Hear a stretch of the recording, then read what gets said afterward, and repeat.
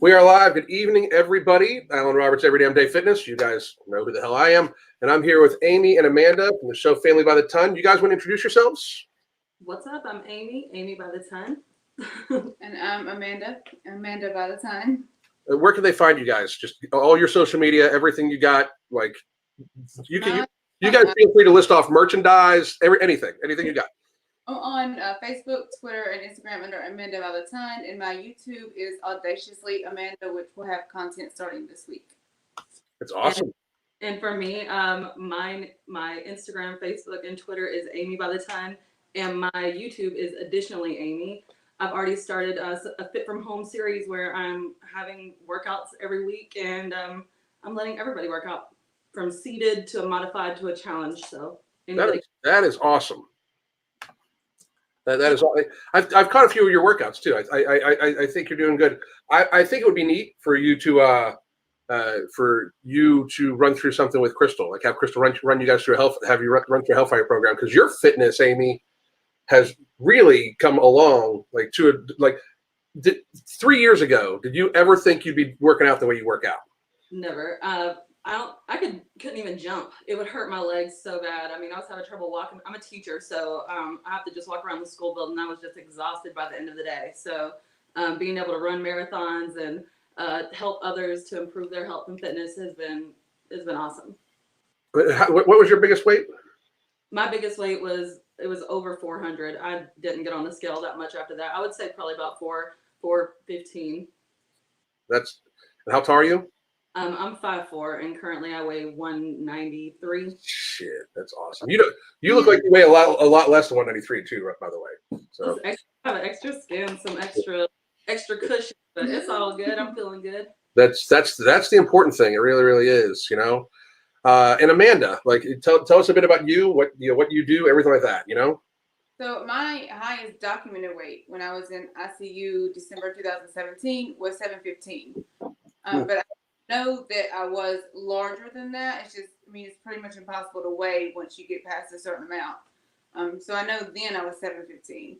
And then when I had the surgery, the day of my surgery, I was 614. So you had lost 100 pounds or more than 100 pounds on your own. When the show approached you guys, what made you know it was something you needed to do? And you guys can choose who goes first. You guys can fight amongst yourselves. Well, I mean, for me, I didn't have any interest in doing the show. I saw season 1, and I identified with Drew because he was my size with the very large hanging stomach. And I saw that Dr. Proctor did bariatric surgery on him because I'd been to bariatric surgeons before, and they all told me lose 200 pounds and come back. So when I saw that he did surgery on someone that was over 600 pounds, I went to see him. When I went in the office and we were talking, he thought that I would be a good candidate for the show. So then he contacted TLC and they contacted me. They contacted me back in January of 2018 through my makeup page, which was really unknown, Amy Long Makeup. And so when I initially saw it, I thought it was a fat joke. I was like, who's going to message me on this crap talking about you can get on TV and lose some weight? And so I was like, okay, fine. I want to know more information. And just from there, they said, at that time, of course, I was over 400 pounds. And they said, we need somebody bigger than you. You need to be the smallest one. And I'm thinking, I'm the biggest person I know at that time. I'm like, who the hell's bigger than me? And so I went on a weight loss group, and that's where we found Casey. And, Casey and Ed, were kind of together. And so we all kind of joined together, and we made our own little family. I mean, for me, I didn't want to do the show at first because I was very private. I'm very secretive, as most morbidly obese people are. You don't have a lot of interaction. You keep to yourself. You have a lot of secrets. So I didn't want to do it at first. But then as I was getting ready to do surgery, I found it hard to find online positive stories of people my size actually being successful. Mm-hmm. I watched 600 Pound Life, and I've seen a lot of those have surgery, and then you go on their social media and they gain back 100, 200 pounds. So I wanted to be one that was 600, 700 pounds that actually lost weight. And so people could identify with me for that. And you've lost over 400 pounds. That's just fucking amazing. It really is. That's amazing. The thing is, and it's pretty well documented that before I saw your guys' show, because somebody sent me a link to the show. We didn't know each other beforehand. A lot of people you know how many people thought that was a setup? Like I was doing, like I worked for, they thought I worked for the show and was doing like reviews online to help publicize the show. I'm like, they don't give TLC doesn't give a fuck who I am, you know, but, I was very against bariatric surgery. Like in my mind, I was like, it doesn't cure anything because like the problem is, and it's what you see with a lot of the people you were looking at where they get bariatric surgery and they have not done the proper work, like the mental work or the counseling or anything like that. So what happens is they get the surgery and it gives them this false sense of confidence, like that they can't possibly gain weight back. They can't, they're only going to lose weight and all like that. And that is so dramatically untrue. And it's unfortunate because I've even heard people like there's a famous YouTuber named Boogie2988 where he said multiple times, he's like, I just can't gain weight back. And I'm like, oh, God damn. Like, I know his doctor has had to have told him that you're going to gain weight back. Because here's the thing.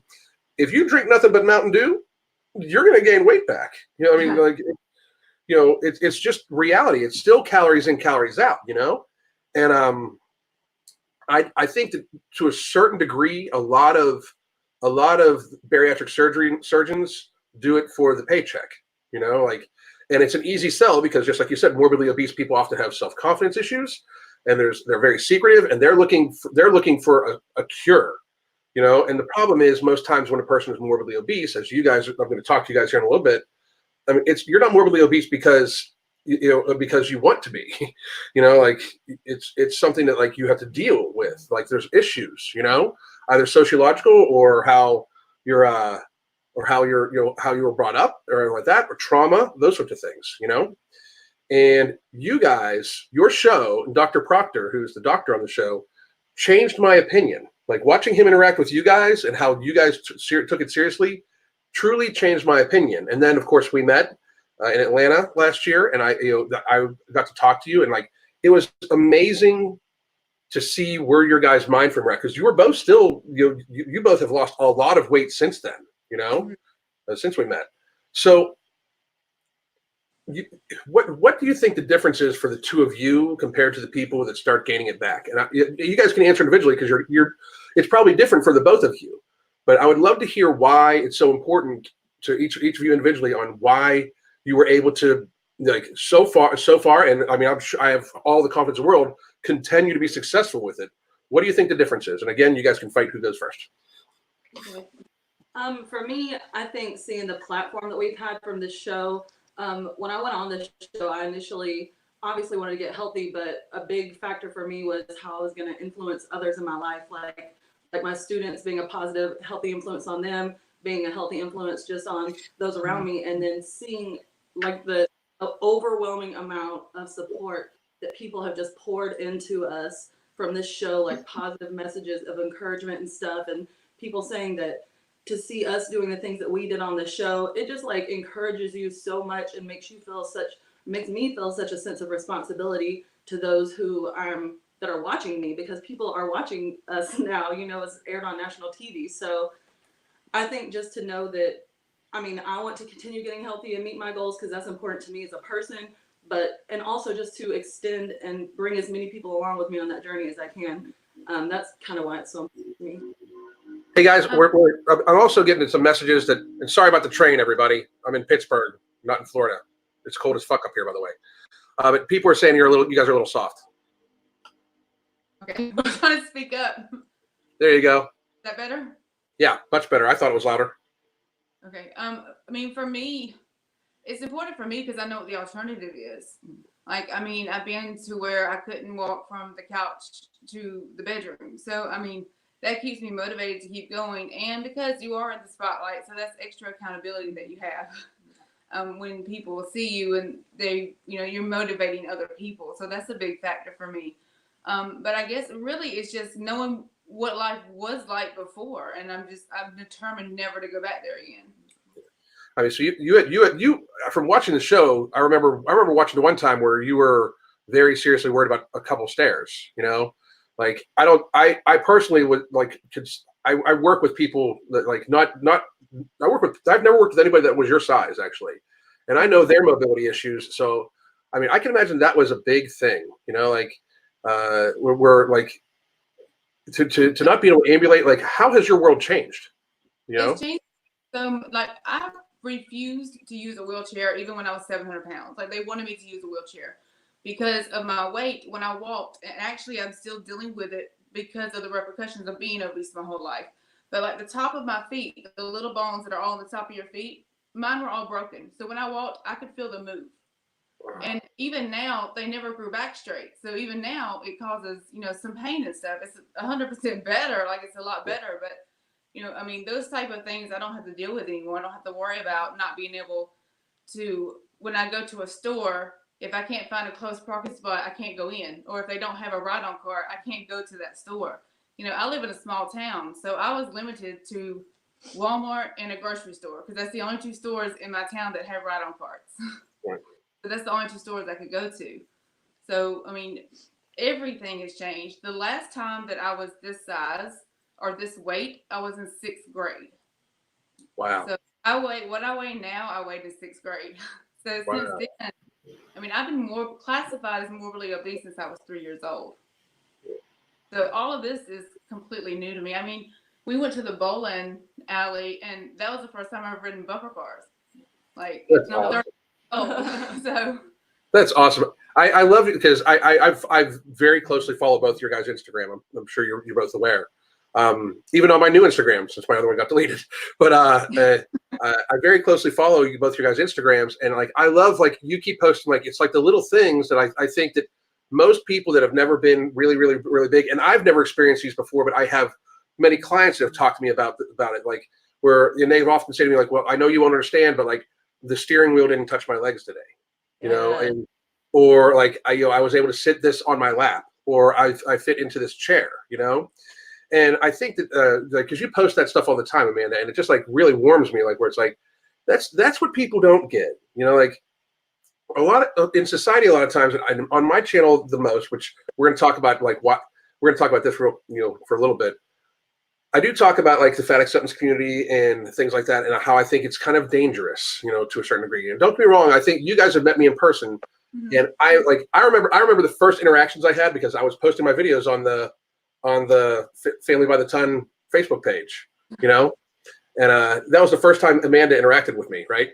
And she was you like kind of stood up for me, like he presents his stuff in a very factual way. It's just reality because like I was stating where my concerns were. I believe the one video that really pissed people off is I said Casey almost suffered a life-threatening injury, and people were like, "Fucking bullshit." He even was like, "Where? When? Like, dude, when you almost stepped wrong, you're a 600-pound man. You're gonna shatter your ankle, and if you're laid up, you're dead." I mean, like you're a food addict. You're laid up. You're dead. It's just that's reality. It happens. And I remember you kind of like, no, he's presented respectfully, which many people from the fat acceptance community, I'm sure, disagree because I use words like obese and stuff like that. But what backlash have you taken? Like, first of all, I want to know, like, and we've talked about this before, but I hope you haven't taken any backlash just because you're associated with me in some way, because that bothers me a little bit to a certain degree, because I want nothing but the best for you guys and for anybody that's willing to try to fight for their life and escape morbid obesity. I want the best for you. If you're one of those people that is still kind of delusional and telling people it's okay to be 400 pounds and they can be perfectly healthy, you can obviously fuck off, because I don't think I think you are so intertwined in your own pain that you are hurting other people, But have you guys had any negative ramifications, not either from being associated with me or from just in general losing weight? I've had a little bit from you, but it's okay. I can handle it. But mostly, I think that it's strange, and I've made a post about this, that if you are an overweight or obese person, particularly a female, then if you are not on the train with the fat acceptance and with, you can be healthy at any size, then you're suddenly deemed as a traitor, or you don't love yourself, or whatever, they think that you're supposed to think because you are overweight or you are obese. It's almost like if you're not with us, you're against us type situation. Now, I mean, for me, I believe that beauty is not health related. You can be beautiful at whatever size you are. Absolutely. And you should love yourself at whatever size you are. Because if you don't love yourself, you're not going to care enough about yourself to make the changes you need to get healthy. And that was my problem. I didn't care. Like I didn't care. So why would I care about getting healthy if I didn't even care if I lived? So I mean, that was the point that I was at. So I do get a lot of backlash, but like I said, there's negative that comes with positive, and for me, it's much more positive than there is negative. So if I'm impacting more people in a positive way than negative, then that's all that matters to me. Absolutely. It's more like people saying that before and after pictures are triggers for them, or posting your before and after means that you didn't love yourself before. And really, my response to that is that sometimes you really don't love yourself that much before. Yeah. And getting healthy and fit teaches you how to love yourself, and teaches you that, like Amanda, I was heavy, obese my whole life, and I never knew how life could be like normal, like healthy. So now that I've employed all these healthy habits and stuff, it's like I never ever want to go back, and that's my motivation to keep going. Like that was not how I wanted to live before. Yeah, I say that a lot. Like, I mean, it's one thing to be unhealthy, but to perpetuate it, how much can you actually love yourself? Like here's the thing. I love myself, but I'll tell you this. I really do. I love myself enough to be healthy, but I love my wife so much. Like I'm 7 years older than Crystal, right? And you guys have met Crystal too. Mm-hmm. But I'm only 7 years older than her. I know to look at us, people think it's much more because she looks like she's in her 20s. But so I'm 7 years older than her. So I need to spend. I never want to like leave her alone. Like, you know what I mean? Like I don't want to leave her early. So I need to do my very best to be as healthy as I can. Like and I wasn't always that way. Like I was always like, I'm going to be the strong dude, like, and I when this channel first started, I was all about like lifting as heavy weight as possible and blah, blah, blah, YouTube and ego, testosterone, male, stupid shit. Right. But, yeah, exactly. But very seriously, and then it like kind of like, I got sleep apnea, and it was like a light bulb went off. Cause I know, but like I've worked in nutrition for decades, like, and I knew better. Like I absolutely knew better. Like in my mind, I was convincing myself, I'm fine. I'm big. I'm strong. I can still jump X amount of height, and I can squat this, and I can run 2 miles in X amount of time. I'm good. But all of a sudden, got sleep apnea, total fatigue, not recover. Like it's like this spiral all started. Like literally, the second I wasn't getting enough rest, it just started spiraling out of control. Like, and I'm talking in weeks period of time. But and it scared the fuck out of me. Like it scared me straight. And I immediately started losing the weight immediately. And I just don't. I think that's because people don't realize that they actually love themselves. They love the food more. They love their addiction more because it's an addiction. When we talk about that, what foods were like the problem for you guys? Like I've seen the show, so I know, but I want everybody in the audience to understand. And only if it's not like if you're good with talking about it, because if not, please let me know. So I'm very open. I mean, I talk about anything, and the reason I talk about anything is because I know somebody else is out there dealing with the same thing. Yep. For me, I don't believe that every obese person is a food addict. Like some people just like to eat, and that's fine. But I think that food addiction is something different. For me, it wasn't about what I was eating. It was about getting the full filling. So, I mean, it didn't matter. I mean, there were nights when it would be a loaf of bread. Like, it didn't matter what the taste was like. It didn't matter any of that. It mattered that I was eating and I was getting the full filling. So, I mean, pizza is what I got a lot of. Like, you can see that on the show. But the reason for that was because it's cheap and I could order it. Somebody was bringing it to me. Like, it wasn't because, ooh, I want pizza. It was just because it was convenient. Yeah. I mean, I've shared with you, like, even in my worst times when I was around 12 and 13, when I didn't have anything to eat, I had to have that full filling in order to go to sleep, or I couldn't sleep. I mean, I would even eat the stuffing out of my pillow just to get the full filling. So for me, it wasn't about the taste of food or what I like to eat. It was just about feeling. Right. For me, it's more like I like snacky food. I like sweet and salty stuff. So I would get like chocolate covered peanuts or candy bars or just chips, just junk food. And then like that was because I'm, teaching. So I would go get something out of the vending machine or something quick. I wasn't prepping for any meals or anything. And then on the way home, I'm going to get some fast food because I don't feel like I don't feel like doing crap when I get home. So going through Popeyes or whatever, chicken strips, mashed potatoes, biscuits, Sprite, all that. And Right. you become very manipulative. Like I knew what to do. I knew I could order pizza, order food when nobody was home. And I knew when my mother got off work, if I called her when she was on the way home, she was going to be tired from work and traveling. So I could convince her to stop at a fast food place and bring more food home. Like you become very manipulative because the obesity takes over you. You become obesity once you like you're no longer you anymore. Right.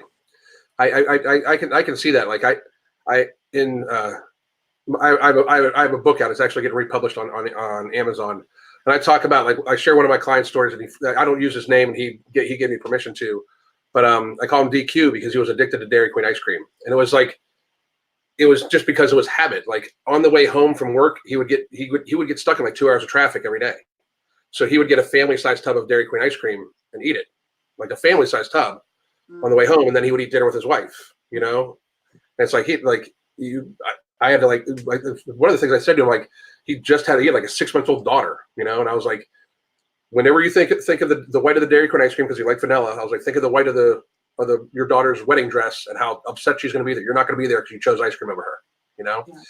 Like what was the moment like for the two of you? Like what was the moment that like you said I need to change? Well, for me, I've told this story before. I was sitting at home and my brother out for some reason, and he saw that my lips were blue. At that time, I was on oxygen, so they were still blue with me being on oxygen. So at that point, I was kind of going in and out, but I was rushed to the emergency room. I was in ICU. I could hear and feel everything going around me. Like I could feel them putting the IVs in and stuff, but I couldn't communicate. I couldn't let them know that I could hear them. So, I mean, I heard the doctor say if she has family, they need to come because she's not going to make it. But I couldn't respond. So I was literally trapped in my own body. So then I was like, if I make it through this, you know, I've got to make some changes. And I did make it through it. What happened was when you're obese, your breathing suffers from it because the weight is on your lungs. But for me and most obese people, I could take air in, but I wasn't able to push enough of it out. So my carbon dioxide levels were at 90%, which the doctor said that in his 60 years, he'd never seen anyone with carbon dioxide levels that high survive. And if they did, they were in a vegetative state. So I was very lucky to even come out of it. So at that point, that was December. I got out in January, and that's when I saw the Family by the Ton show because that's when season 1 aired in 2018, and then I contacted Dr. Proctor. Amy? For me, I was starting to notice some like horrible health problems start to happen for me. Like Amanda was saying, when you have so much stomach, you have no lap because it's all sitting on your thighs. So if I'm sitting in one place for too long, like my ankles would get huge and swell up. Just from the weight, I guess, cutting off the circulation to my legs. Things like Amanda said with the voice, like I look back at old videos of myself and I'm like, oh my God, my voice was so low. I was like suffocating or something. Yeah. So I find it hard to breathe. Like my heart, I passed out like a couple of times. Like I was, experiencing a little heart trouble. So I just got too nervous. I was like, and then with your student, remember when you couldn't get to where you needed to go? Oh my gosh. And that was horrible. So I had a student, and I think there was like a popcorn kernel because we had like Pop and Good Friday and the kids can buy popcorn for fundraiser. Yeah. We're all in the classroom. I teach kindergarten at the time, and all the kids are sitting on the carpet when all of a sudden I see the kid in the back and he goes like this and he like kicks his leg out or whatever. He's basically choking on a seed that he had found on the floor and put in his mouth. My, para started performing CPR or whatever, trying to, get it out of Heimlich maneuver. I have to run to the front at like 400 pounds. And I'm thinking to myself, like, please God, don't let my fatness kill this kid because I couldn't get my ass around this, corner fast enough. So It was just a huge wake up call to me that like some changes had to be made. Like I was teaching, but I wasn't the type of teacher that I wanted to be. And like, it seemed like my whole life was suffering because of my weight, and it was something that you could fix. Yeah. So, I mean, we just had to make some changes, so we did. Well, that is awesome. And like, the thing is, I think a lot of people do have those epiphany moments, and then they get stuck in like the fitness trap, where it's like they fall for the quick fixes or something like that. And I'm sure you guys tried all sorts of different diets and all sorts of shit like that. And that's why I talk a lot about that on my channel, where it's like diets don't work. That's the one thing that the fat acceptance community and me agree on. Like, diets do not work. Like, you actually need to actually change your fucking life. You know, if you want a temporary change, you know, a diet is a temporary change. So you're temporarily going to change what you eat, and then if you go back to your normal eating patterns, you're going to gain weight back, and that's actually worse, especially if it's like 50 or 60 pounds, because at that stage you're like changing like your blood volume. You know what I mean? Like, your body has to produce more blood to pump through your body, and then has to reduce down and come up. Like, there's so many reasons why yo-yo dieting is unhealthy. You know, it's obviously better to try. Don't get me wrong. It's obviously better to try, because you never know. Sometimes they do work. And I often say, even if there's a 1% chance of life, I'm going to fucking take it, you know? Yeah. So, you know, we've touched on the fat acceptance community a little bit and everything like that, and body positivity, which by the way, I both think you guys are very, very, very clear examples of what I think body positivity should be. Like, you both, no matter what. Like, I mean, like, I've heard people be like, well, I don't want to have loose skin. So that's not a reason to die early. You know, like, Right. you know, like that. Like, what the fuck? Who cares? You know, like, you know, as a newsflash, I'm gonna have loose skin when I'm 90. A lot of it. Like, I mean, like, it's the thing is, but I'm gonna be 90. You know, like, you know, my thing is aesthetics change. You know, like, and you need to like really come to grips with that. So I think you both are absolutely great example of what body positivity actually really should be. You know what I mean? Like, no, like a really, really, really good example. Now, there's other people, because, and I'm sure I'm sure you've seen a few of them and everything like that. And there people are actually asking in the comments. So if you have no comment, or I don't even want like your thoughts on some of these people, if you know who they are, I like want your advice to them, if you would be willing to give it. Okay. But one of them is, you know, can you hear me? Yeah, we were saying, should we can't see the chat part. Should we? No, don't worry about it. I'm pulling it up. Boom. I knew that was. What do you guys think of Amberlyn Reed? My heart actually goes out to Amberlyn Reed, because she reminds me a lot of where I was at that point. Mm-hmm. I've actually spoken to her several times through chat.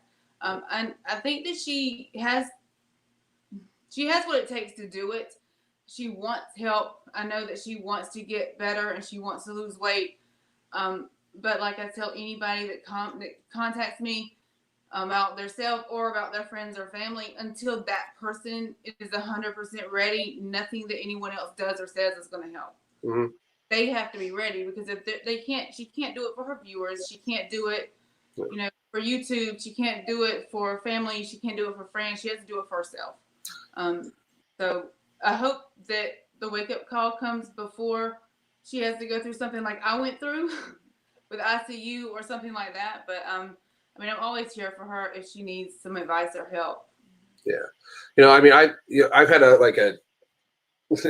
I've made several videos on her, and then like I felt like, you know, she was offered help. Like, I mean, John from Obese to Beast offered to help her. I offered to help her, and I felt like she just kind of scoffed at that a little bit. And that's like, to me, okay, you know, but I'm not going to make any more videos about you, because, you know, now you're just part of the problem. Like, you know, because if she went through a little, she goes through phases. Because here's the thing, most people that get to be her size, and you guys can attest, there's like an immaturity factor when it comes to their own reality. You know, like, yeah, I mean, like it's like this.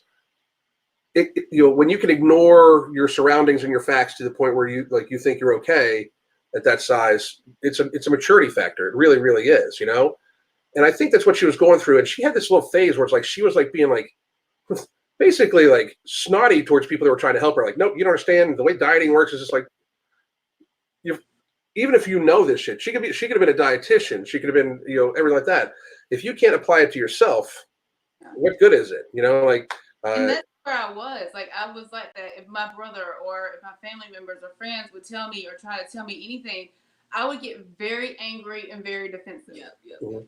Like, I didn't want you to tell me what to do. I knew everything at that point. So, I mean, I would get very defensive, and it wasn't really towards them.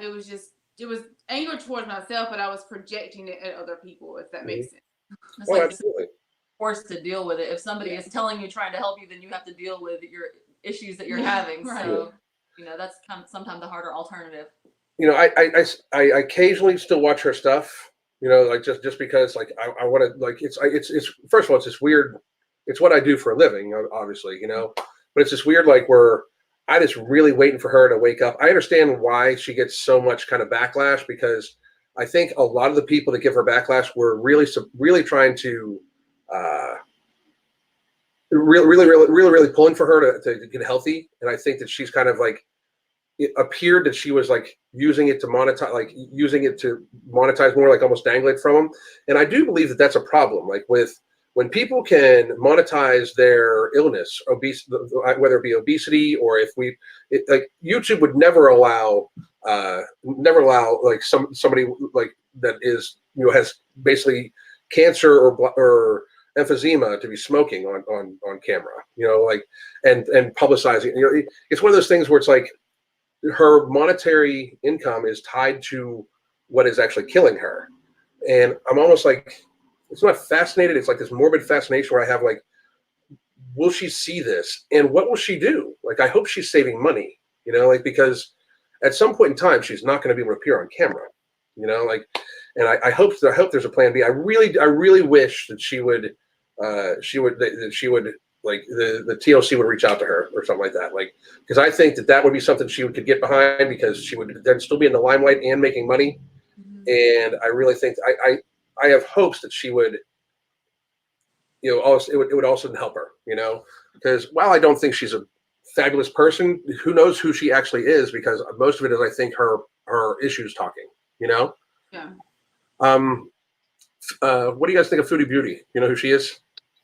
Yeah, I've talked with her as well. You just talk. You try to help everybody, don't you?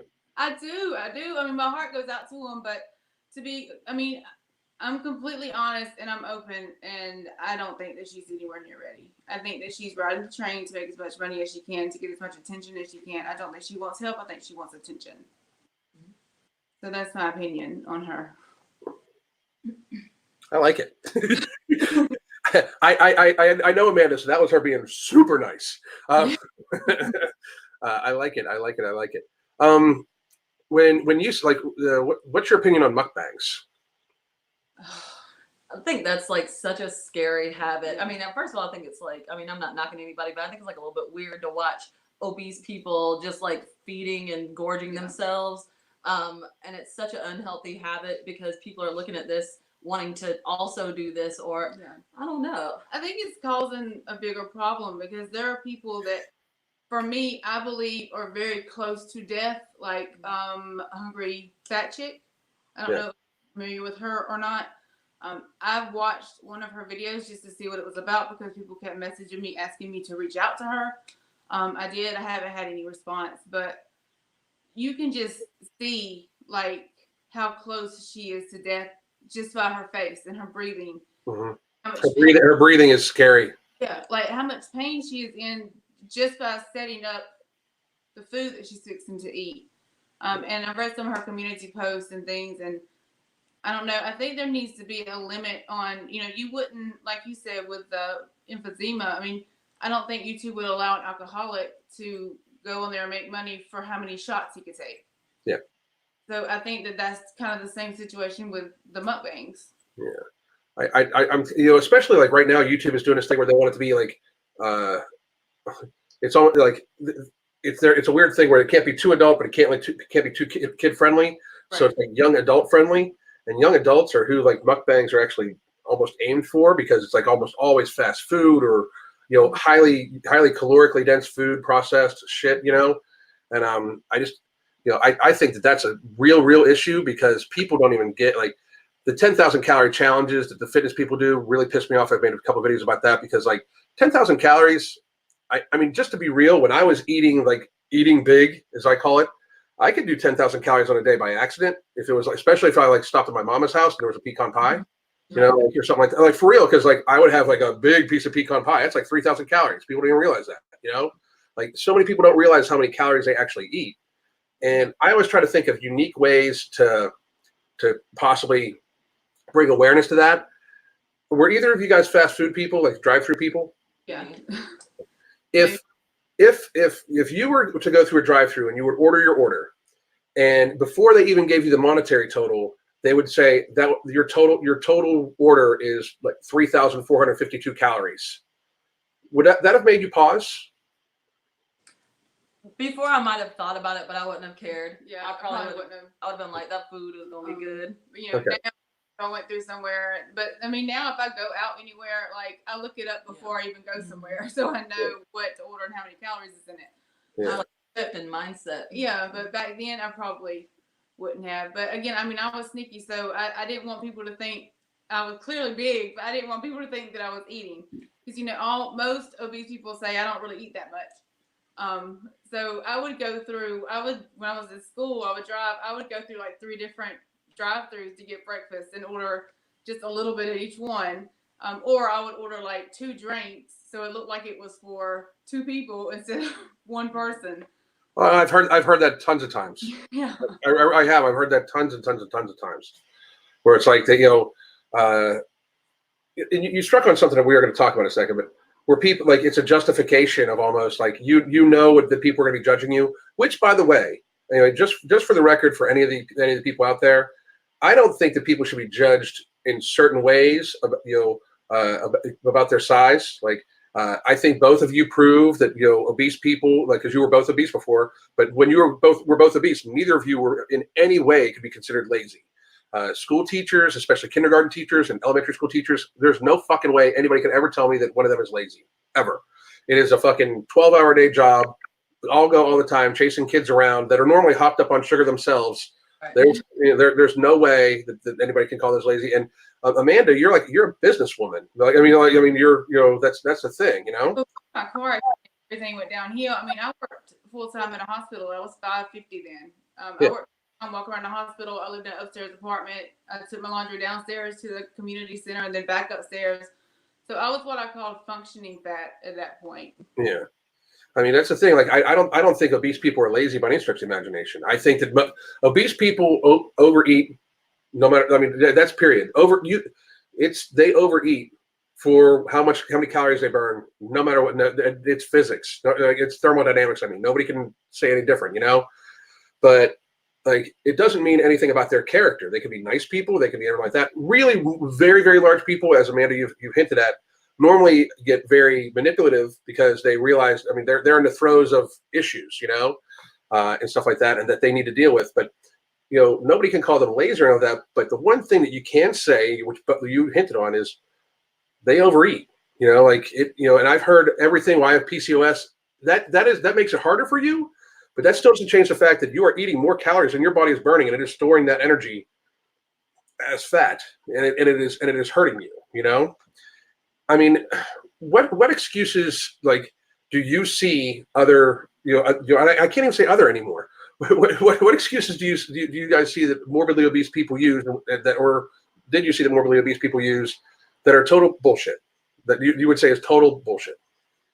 I think that sometimes people will say that they're eating vegetables, but the vegetables they're eating are like potatoes, corn, like they're, and then they have a jaded perspective on what a serving size would be. Yeah. So where meat might be like a deck of cards, they're eating like half a plate of meat with sauce and all this salt and all this extra stuff. And they're like, well, it's still grilled chicken, but you've smothered it with this other stuff. So it almost like, is adding so much bad stuff, And that's why, I mean, I'm probably going to get some hate from this, but I don't care. I mean, that's why I don't like keto. Like, people keep stealing my pictures and posting them on keto pages saying I'm doing keto. I don't like keto because it gives people an excuse to eat huge amounts of food, but it's all low carb, so it's healthy. So I can eat a plate of, meat and cheese because it's keto. And I hear a lot about medications. I can't speak for everyone. For me with the endometrial cancer, since 2016, I've been on a medication called Megestrol. It is also given to patients that have chemo and HIV as an appetite stimulant. Mm-hmm. So, yes, that makes it more difficult for me, but I've had to adjust and make sure that the hunger that I'm feeling is actual hunger and it's not the mental hunger from the medication. Right. I mean, medication can cause issues, but you have to learn how to work around it. It just means you have to put a little more effort into it. Also, people say, I don't eat a lot. Most people that I have talked to that have been 400 plus, they say that because they don't start eating until 6 p.m. Yeah. Because they're not up until 12 or 1 p.m. Right. So because you don't start eating until 6 p.m. doesn't mean that you don't eat a lot for that day. Yeah. You're just eating it all at one time. Right. I think that is one of the biggest BS statements is I'm not eating a lot because I only eat one big meal. But if you're eating 10,000 calories between 6 p.m. and midnight, that's still eating a lot. Yeah, it is. You know, I mean, I hear that all the time. Like portion size is a huge thing. Where like I only had one bowl of this.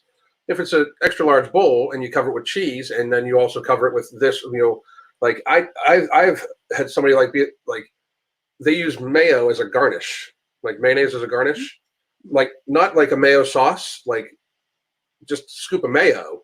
Yeah. And and it's the keto thing. And don't get me wrong, like I eat like a very particular way. Like my first meal of the day is normally very ketogenic. It's almost all protein and fat, almost no carbs. But that's because it satiates me, and I only eat a portion of it, and then I eat carbs later on the day. Because if I'm the type of person, I know myself, and I figure out what works for me individually. This isn't advice for everybody to use. Mm-hmm. But what works for me is that if I eat carbs first thing in the day, it's very hard for me to control my hunger. Like very, very, very hard. Like I go through a glycemic response in my body, and I am very hungry all day to the point where I get very food focused. I can't focus on work, everything like that. But if I eat, just some protein and stuff at lunch because I don't eat breakfast, I'm good until dinner. And dinner, I normally have some potatoes or something like that. Like I normally have my carbohydrates then, right? But I still like my portion sizes when we first started like actually weighing my food out for a while, because that's one of the things I really needed help with. What I thought was like 6 ounces of pasta was like 18. I mean, that's how bad it was. Like what I thought was like a 6 ounce steak was 12. But like all my portion sizes were what I thought was half was like it was ridiculous. And we realized like I was like, holy shit, I'm eating like 6,000 calories a day. Like I thought I was eating like 3,500. I was like, I'm eating like 6,000 calories a day. No shit. I was well on path to, if I would have twisted an ankle, blown a knee, something like that, I would have weighed 450 pounds. And people like, oh no, you were only 260 at some point in time. It happens like that. Like, I mean, it can happen very quickly, That's why I tell people, because I've gotten a lot of questions like, how can you let yourself get that big? Yeah. You don't realize if you are 300 pounds, 350, 400, it only takes one accident and you having to become immobile for a while to heal, or something happened, and you're going to pile on that weight like that. I mean, I gained probably close to 100, 150 pounds in almost a year and a half after my car. Yeah. So because you're already overweight, your body, you're staying at that weight because you're moving. And when you have to stop moving because you're injured or you end up, breaking a bone or something, then you're still taking in the same amount of food you were when you were moving. Mm-hmm. And now it's just going to pile on. So anybody can be 600 pounds if they don't, take care of themselves now. Boredom, depression for being laid up, all that shit too. Just, I mean, piles it on, especially for people who have, poor sense of portion size and, hunger control and stuff like that. And most morbidly obese people are a little leptin resistant too, because they eat highly sugared foods, and that sometimes blocks the flow of leptin to the brain. So their natural response of when they're actually full, doesn't really work as well. Like, like how many times can you guys remember when you were bigger, like, you should be full, like you sat down to like a big meal and like, you're like, oh wow, I can really eat right now. Yeah. We were literally talking about that today, how we used to not have that full feeling. Like I could just keep on top of, and then I would be full, like a tick full, and I would just feel horrible. Yeah, I mean, that was a southern thing right there, full like a tick full. So so you go from like you're eating to you don't get the I'm satisfied. It goes straight from I'm eating to I just ate so much I'm gonna puke. Like there's nothing in between. Yeah. Are you both fast eaters? Like, would you like really like eat quickly? Yeah. Very fast. When I transition, teaching, I'm having in my 30-minute lunch break, I'm having to take the kids to lunch. I'm having to quickly get my lunch or whatever it is and just scarf it down. And sometimes I would go across the street to Publix and get like a whole bunch of junky stuff, and I would like scarfing it down, eat like big rolls of sushi. I mean, tons of stuff. Like, this is something for everybody listening. I shared this with all of our clients, in our conferences this past week. But like, especially for big, huge, overindulgent family meals, like, one of the best things you can absolutely do is when you sit down, focus on the proteins and the veggie dishes first, and then talk to everybody around the table for 10 minutes or 15 minutes, and then if you're still hungry afterwards, then you can indulge in some of the sweeter things or the carbohydrates that are on the table and like that, because what that does is it gives your satiation reaction some time to catch up to your brain, because like when you eat really, really fast, like we do, like that, I would stuff myself full and be like, oh, wow, I finished everything. And then like all of a sudden, like a half hour later, like, oh my God, like I'm in pain, like I'm literally in pain, So it does, like, it's a good strategy for like major holidays and stuff like that, where, it doesn't, that way you can enjoy the dishes, but you won't necessarily engorge yourself, And it's a holiday. I get it. Everybody wants to have fun, but it's still like something like, there's nothing wrong with stopping in the middle of your meal and talking to your family around the table. Like, it's one of those things where like, oh, you're trying to curb people from eating on Christmas. But I'm trying to convince you to talk to your family, motherfuckers. Right. Chill out. But it's like little things like that where I find people fall into these traps. They don't realize it. And Amy, for the teaching thing, another big problem for teachers. You would gain most of your weight during the summer, right? Sometimes I'd say during the school year, it's probably worse because I'm getting fast food all the time. Okay. I don't have time to do anything. Snacks in the teacher lounge. Snacks in the teacher's lounge. Yeah, just having to go all the time. So summer is kind of a little easier, and I kind of don't want to eat so heavy. I would eat like a bunch of ice cream and chocolate and stuff in the summer before, whereas now I would, try to focus on more fresh fruits and things like that. Because I was wondering about the activity difference, like where it's like 12 hours a day on your feet moving around to summer. Having fun going to parties in the summer. That was another thing, coming out of college. Like, I wanted to party in college and drink and stuff. So alcohol is not a great way to lose weight, hold a lot of water. And I would sometimes just be able to like squeeze myself and see like where my hand, where my fingers were, because it would just stay indented in. It was crazy. My body was retaining so much water. So. Okay. I'm going to tell everybody, don't argue about what lifestyles are dumb, please, in the comments. Somebody's called vegans dumb. Oh. Let them eat plants if they want to. My goodness, people get so tribal. It's crazy, If you could go back now, like, and talk to yourself in the past, what would you like? What advice would you give yourself, and at what age? Like, what age do you think would have been the tipping point factor for you?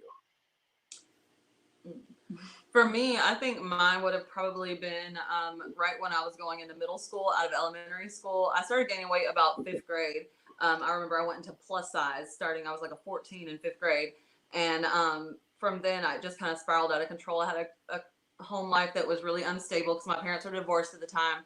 So I would just tell myself to, just try to, I don't know what I would tell myself. I would tell myself to not be so discouraged, because I felt like I could never stick to anything long enough to get it done, I would also tell my parents, to try to pick healthier options. We were down south, so things that were cheap, like soul food and stuff, we'd be making, and eating a bunch of, like macaroni and cheese and stuff. It was good. And Southern mac and cheese, God. It. So just things like that. I wish my family kind of would have had healthier habits, and that would have influenced me to have healthier habits as a child. So for me being a teacher, that's why it's so important to me to be such a positive influence on my students. And now I'm way more aware of like the meals that we have in the cafeteria and stuff are just full of sugar and full of just horrible stuff. And you wonder why the kids can't focus and why, they kind of all over the place, because before they go into class, they've had like 80 grams of sugar in them, so. Which is so bad. Like people don't get it. The sugar thing, people just don't get it. Like 80 grams of sugar for like an 8-year-old is like, if you feed that to them consistently, it's tough. That's why my generation, your guys' generation is big. My parents and my generation were convinced by the food companies that if we didn't give our kids orange juice in the morning, they were horrible parents. Right. Like orange juice is sugar water. Like it is taking it.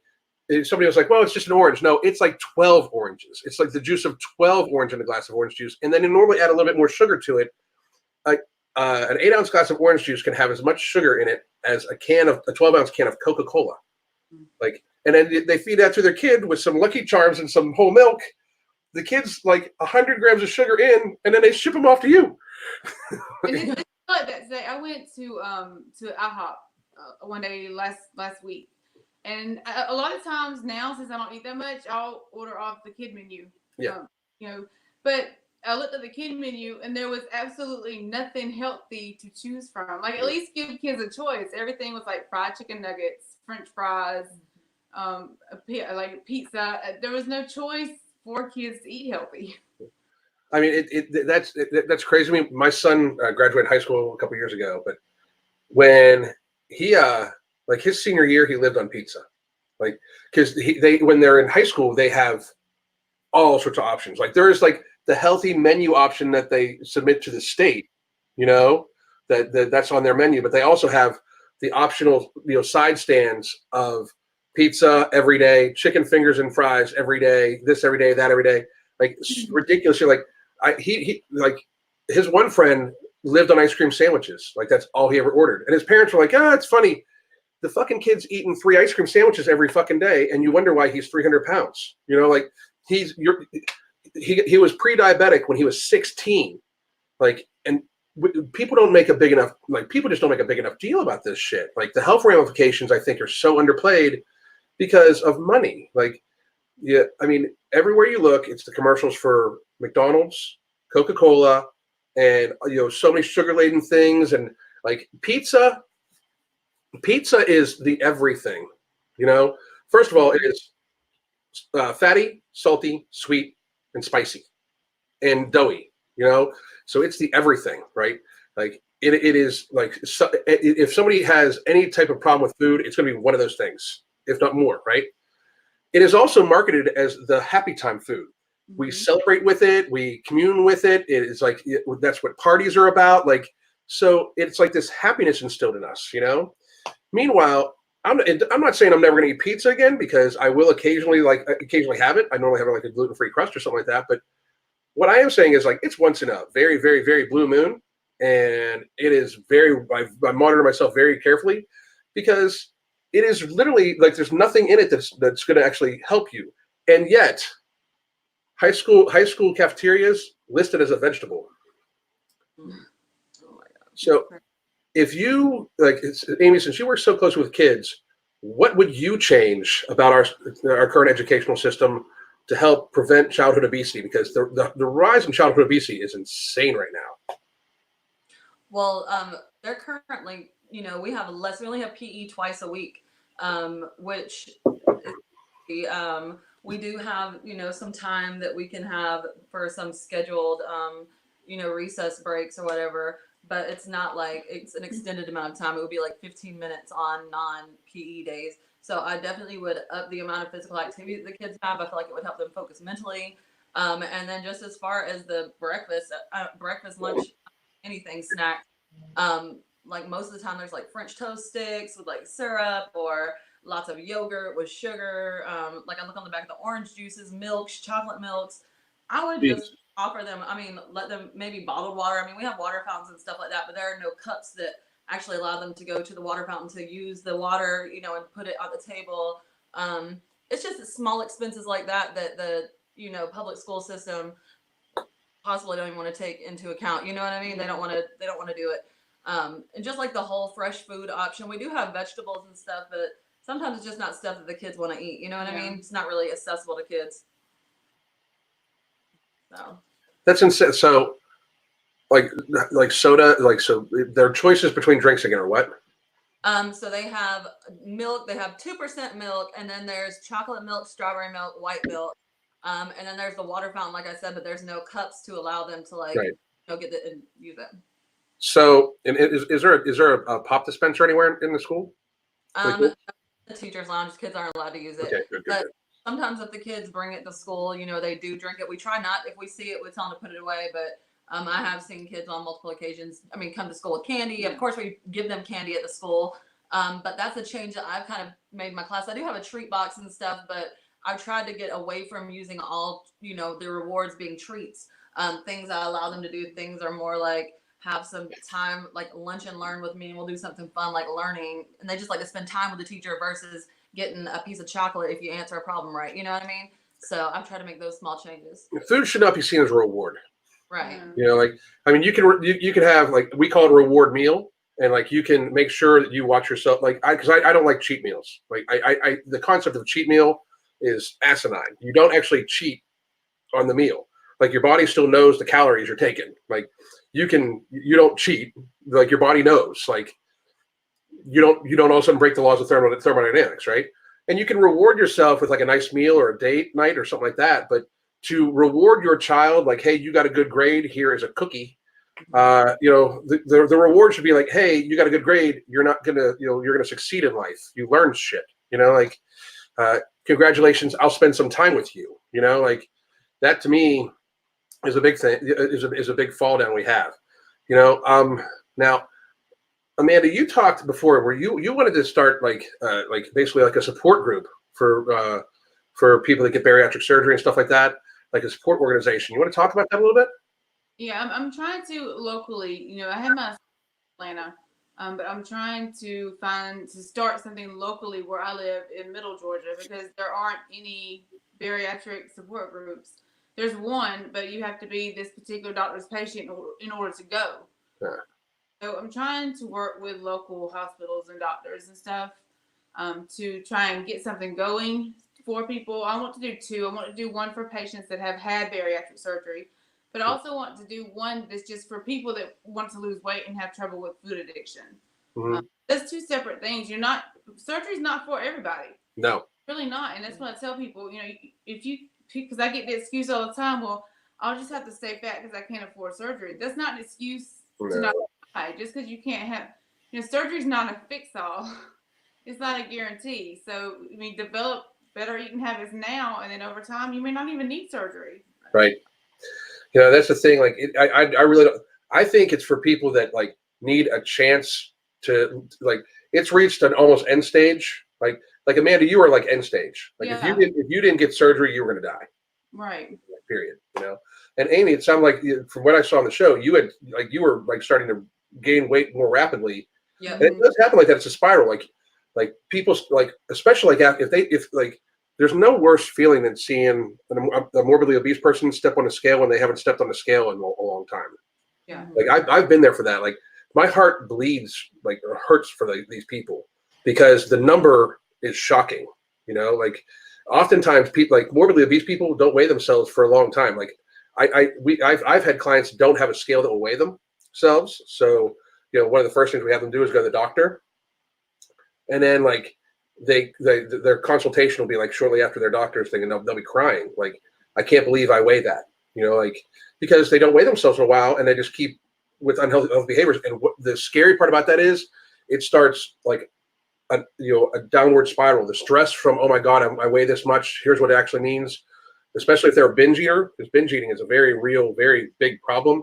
It'll cause a binge cycle where they then will binge food because they almost give up for a day. Then they feel depression from binging, and the stress from them weighing much, and then they think they gain more weight because they binged, and then the stress from actually letting themselves down with a binge causes another binge, so on, so on, so on, so on, so forth, right?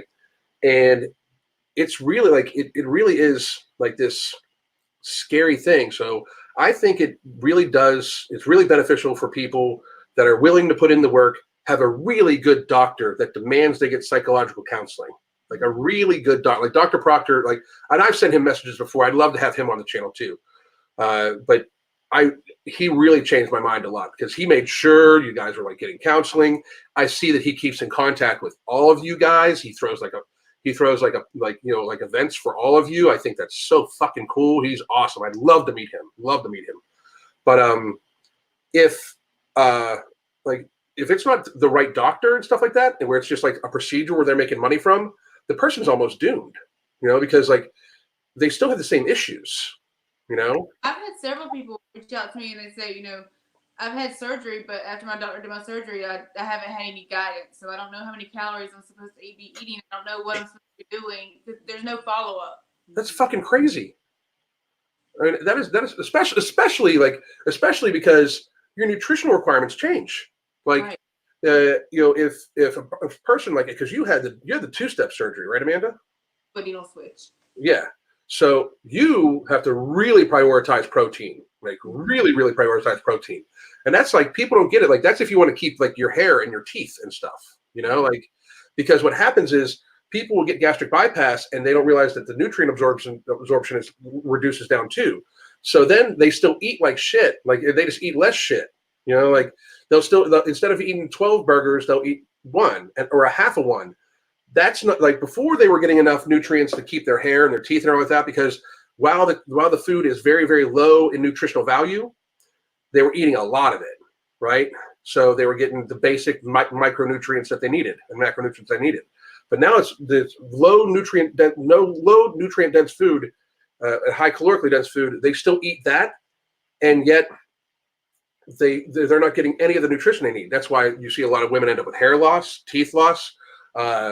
Impotent men that get it almost always end up impotent or with erectile dysfunction because their body doesn't produce enough testosterone anymore. It's like this really, really, like, it should have follow-up. It absolutely should, I couldn't imagine not having follow-up because I'm dealing with like a lot of hair loss right now. Yeah. So I can imagine not checking my labs and seeing what's low so that I can make adjustment and take supplements to counter. I mean, these people, in 2 years, they haven't seen their doctor because they don't. Oh God, that's horrific.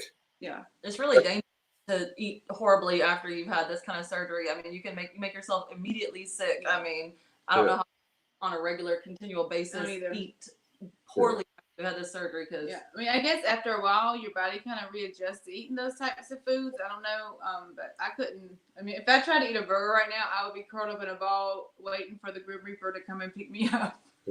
And yours is a little different. Like, I mean, the nutrient absorption for you is altered because of your second step surgery. Right. Like, so I only he bypassed half my intestines, so I only have 10 feet instead of 20. And then the reason the duodenal switch is the most aggressive is the little pouch that's at the bottom of your stomach where the digestive juices are. Right. Take that and they move it to the bottom. Okay. Right before it exits to your colon. So it only digests that short period before it exits. So I only absorb half of the calories and nutrients that I actually consume. Okay. So if I eat 100 calories that day, I'm only going to absorb about 600 or 700 of them. And that includes the vitamins that's in that. So how much protein you're trying to take in a day? I'm supposed to get between 80 and 100 grams a day. That's what I figured.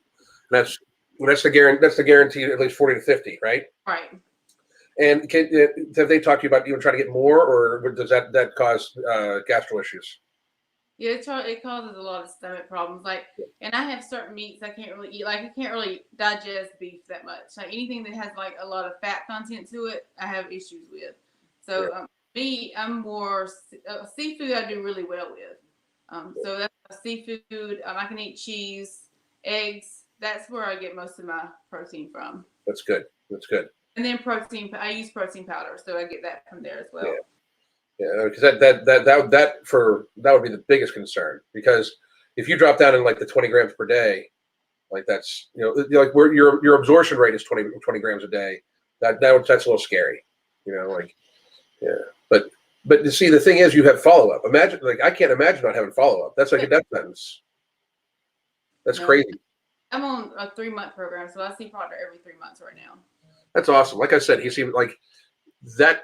The whole show changed my opinion about it. Like, and I still see what like Boogie goes through, And I talk about him like we're friends. We're not friends, but he hates my fucking guts. But and Boogie, if you're watching, which I hear he watches a lot of my shit, dude, the line of communication is still open. You can always reach out to me for help. But I really like. I see him and I'm like, God, like he's got so many issues. Like he really needs to like help. He needs the type of doctor you guys had, because I think that they just did his surgery. He paid for it out of pocket, and they saw it and he needed it. He did need it, there's no doubt. But I worry that he's on his way to gain weight back. And I think that's very dangerous. Like I really do. I really find that sad, because it's not like what you guys went through is a, non-invasive procedure that you just came home from, I think the show made it seem pretty, like Amy, it's Amy. It seemed like you came home the next day and you're like, what's up? I was hospitalized 3 times for dehydration in that first after. Yeah. They really made mine look like zip. It looked like you went to the mall. Like you went to the mall, had gastric bypass surgery, came home.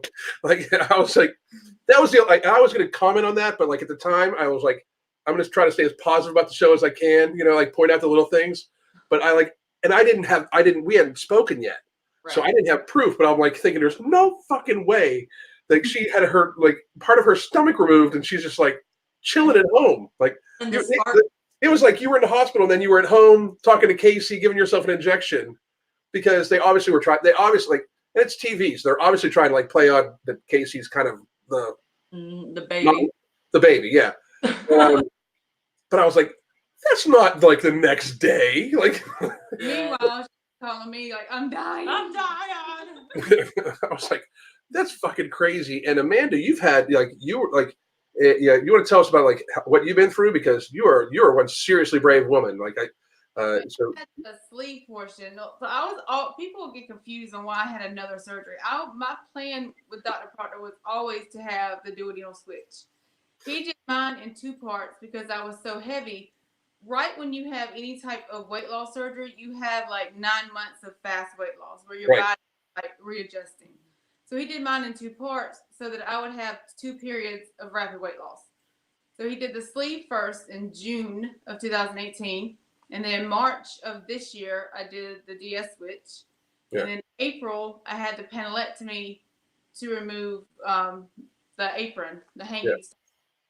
And I got a lot of flack for that, saying that I should wait for plastic surgery. But at that point, it wasn't plastic surgery. It was to help me with my mobility, because I couldn't walk.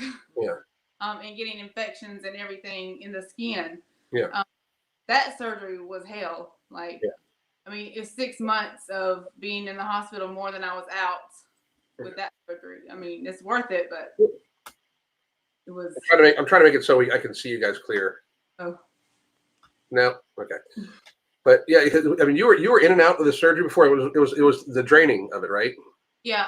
It kept opening up because they needed to put wound vac on it, but because of where it is in that crease, like right above your pelvis, like the wound vac wouldn't stay on. So I literally had colostomy bags hooked over all of the open incisions to catch the drainage. And because he took so much from me, my body kind of went into shock. I'm not medically technical, but the way he explained it to me is when your body has such a massive change, and that was about 80 pounds of skin and fat that he removed. So with that type of change, your lymphatic system kind of goes crazy. So you get all this fluid. It doesn't know where to go because it doesn't have where it used to go anymore. So my body just kind of went nuts, basically. The fluid didn't know, where to go. So who was giving you, just real quick, who was giving you problems about getting the surgery? Oh, I get a lot of messages saying, you're too big to have a skin removal. You need to wait until you lose more weight because you're going to need it again. And all this, or you shouldn't worry about vanity. That was a lot from a couple of the fat acceptance people. That I was worried about vanity, and that's why I was removing my stomach. The fucked up thing, and I think that's the thing that drives me fucking crazy the most. Why do they even give a fuck? Like, I mean, like, why do they give a fuck what you like? Most of them are about vanity too, because facts are like, accept me for how I look. And I'm always like, you can be pretty. I don't give a fuck how big you are. I mean, you're both very pretty women. Like, I mean, me and my wife both think so. And I mean, you have always been. Like your size is irrelevant to that. Like an aesthetic opinion about somebody is completely irrelevant from health. And that's what fat acceptance I thought was supposed to be about. So why the fuck do they give a shit? Excuse my language. I know you guys listen to me all the time, but fuck that shit. That's crazy for them to give you a hard time. It's because you lost weight, like, and I find that egregious. Like, I really do. I find it so radically hypocritical. It's unreal, and it's not fair to people like you that are trying to help other people. If they want to give me shit, okay, I almost expect it, but to like for the shit you've been through, like. I mean, Amanda, at any given time, you can show them a picture of at your biggest, and you can be like, and what now? Like, I mean, that's fucked up. You had a hanging, like how low did your apron hang? I mean, it went up. It was lopsided. And we went over my kneecap. Like when I sat down, it hung over my knee. And I would tell people like strap 80 pounds to your lower abdomen and try and walk, and then tell me I shouldn't get it removed. I remember talking to you before you had it. I said, make sure you get physical therapy because it's actually going to change the gait and your center of gravity. Like I remember telling you that, and you're like, what? I'm like, you're hanging 80 pounds off the front of you right now. That's going to be gone. Your posture is going to be different. Like I was worried you would stand up and fall backwards because you're so I fell several times the first time I stood up because I was to compensating by leaning forward. Yeah. So I mean, I was very like off center. My balance was completely off. Yeah, it's a small person that you had removed off the front of you. Like, and people don't realize like those are things to do it. But also, you were exercising at the time too, and with a hanging belly that's any more than like, it's one thing if it just like hangs over your belt or something like that. But exercising with a long hanging belly is one super unhygienic. That's a quick way to get necrotizing fasciitis, which is a flesh-eating bacteria that can end your life pretty quickly. It can cause you to get septic. They have to cut it off of you anyway. And it's a horrible thing that happens to a lot of morbidly obese people. People just don't. It's not publicized, right? But there's that. But also is like when you're like if you would be exercising like as your body is coming down, like the apron can be coming up. It can throw off your center of gravity. It can cause you to fall. It can cause you to trip, or it can cause like a yanking on your shoulders and your spine. It can do so many fucking things that yes, you possibly might have to have it again. You never know, but when it's down hanging out below your knees, shut the fuck up. Let the woman have her surgery. It actually caused me a lot of dizziness when I was working out because my blood would pool down to where it was hanging at because that's where all my blood would pool. So I would get very lightheaded and dizzy a lot of times when I was walking or trying to move. So I mean, I about doing it. I did at the time because I was going through. Yeah, I could tell when we were talking to you. I mean, you were in the hospital so much, I had to go back in, so I had to have a second surgery so they could remove the infected tissue and then close me back up and start all over. So it was a lot. Yeah, that was a lot. That is a lot. So we've been on for almost an hour and 50 minutes. You guys tell me what's in the future for you guys. Go for it. Well, for me, I mean, I want to start reaching out more. I have some things scheduled with some local media. I'm going to try and do some like local events, maybe community fitness days and things like that. I want to continue to reach out to people. I get a lot of people that are 600 plus. Many of them, I do go and visit them. So I want to continue doing that. Hopefully, once I get my car situation, then I can start going out of state around the Southeast and meet with them. Because I think that it's just important to let people know that they aren't alone. Because when you're that big, you feel like you're the only person that's that size. So I just want to help them and motivate them and continue my journey, continue losing weight and get myself healthy and just keep motivating and trying to inspire people. That's awesome. For me, my goals are along the same lines as that, to go ahead and grow my following on YouTube, keep my fitness from home series going. I think it's really important to know that people can work out from home or anywhere you are and be healthy. You don't have to have a gym membership. And even people who are, limited to being seated can still move and exercise their body and, improve. So I think it's just about setting small, manageable goals for yourself and, making them happen and really building that community together where we can all help and support one another. It's gonna change people. So that's where we're going in 2020. Mm-hmm. Keep turning my light out. Crazy. Anyway, 1 second. I've stepped on it like 4 times. The office, like we're moving, like we're in the process of moving. So the office has been I totally reset it back up for today's lives and shit like that.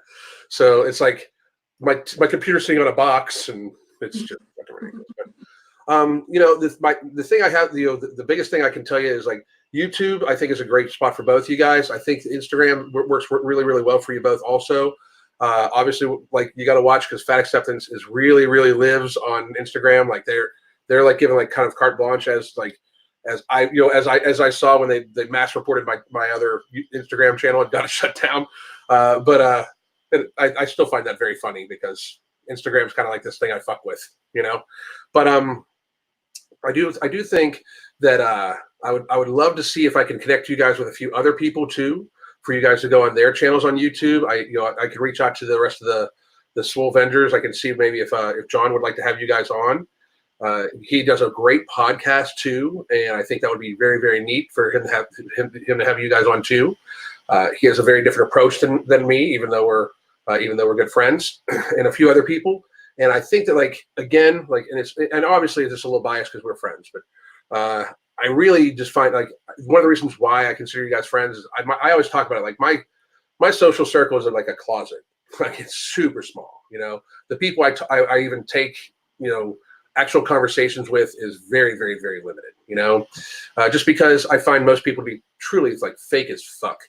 I really do, and that's one thing I can say that you guys like. I thought it was awesome that like for me being the loud, bald, screaming guy about your show, that I was like, you guys want to meet up and have dinner or something like that? You're like, yeah, absolutely. Like neither of you guys hesitated. I thought that was super awesome.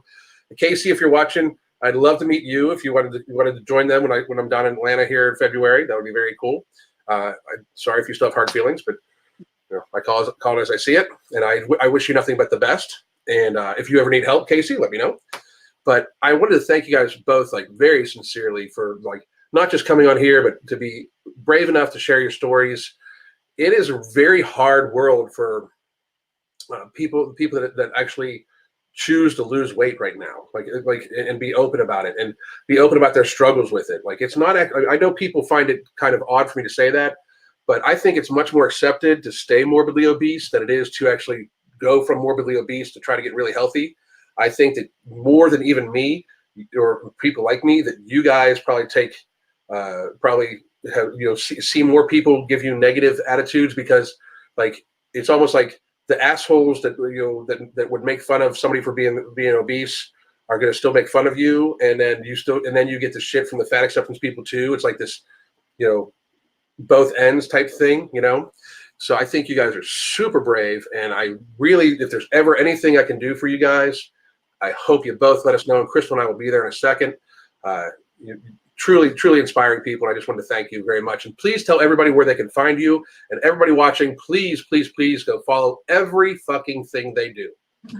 I'm on Facebook, Instagram, and Twitter under Amanda by the Ton. And then my YouTube is Audaciously Amanda. And I'm on Facebook, Instagram, and Twitter at Amy by the Ton, and my YouTube is Additionally Amy. And you have a makeup thing too, right? Oh, I do, yeah. Amy Long Makeup. If you need your face slayed, girl, I got you. Amy Long Makeup. So hit me up. All right. Thank you, ladies, both very much, and everybody watching. Thank you. I appreciate you tuning in, and I appreciate I appreciate the courtesy you guys showed in the comment section. It's nice to see. Like, there was only a few assholes, and it's nice to see that people can have an adult conversation around very, very serious subjects. So thank you guys very, very much. I appreciate all of you too. And ladies, if you want to hang on afterwards, we'll talk real quick. And everybody, thank you very much for tuning in. Bye.